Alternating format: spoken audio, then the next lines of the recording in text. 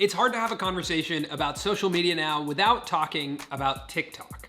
But with all the platforms that you're already checking and posting to on a daily basis, it's kind of overwhelming to think about adding a new one. So in this video, I'm gonna talk about TikTok, tell you about the platform, and answer the question, do you really need to be on TikTok?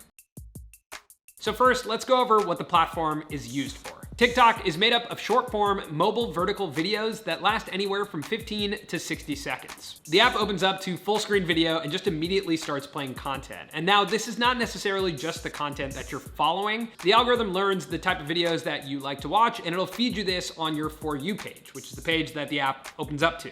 So that means as a creator, it's a lot easier for your content to get discovered, especially if you're tapping into trends. And TikTok makes it a little bit easier to find those trends. If you go to the Discover page, you'll see the trending hashtags and challenges that people on the app are doing.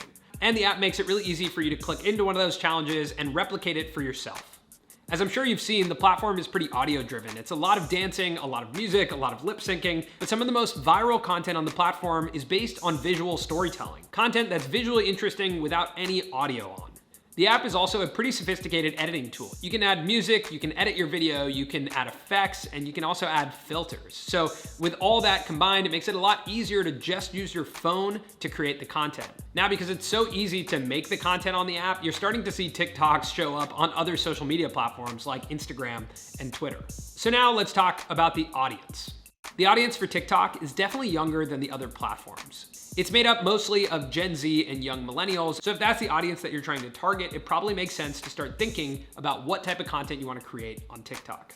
So how do we use TikTok? Well, right now we haven't really invested that much time in creating for the platform, but we do spend a lot of time on the app. It's one of the greatest places right now to discover what's trending and what the collective conversation is on social media. Comedy is something that we've seen work well on TikTok, as well as very short form vlogs. So to answer the question, do you really need to be on TikTok? In my opinion, whether or not you're creating for the app, I'd recommend downloading it, checking out the trends, and staying up to date on what's happening on the app. If you are trying to target a younger audience, I definitely think it's a great place to reach them. But you're gonna have to do it with the right type of content. You need to think about how to tell your story in a very visual way and how to tap into the trends that are occurring on TikTok to tell your story. Because TikTok is such a sophisticated editing tool, you can also use the app to create content that you're gonna post across Instagram and Twitter. At the end of the day, the most important thing is to create a sustainable content strategy, which means something that you can do every single day. Consistently creating and releasing content is the only way that you're gonna build the audience. So we hope that was helpful and answered some of your questions about TikTok. If you have more questions, you can put those in the comments.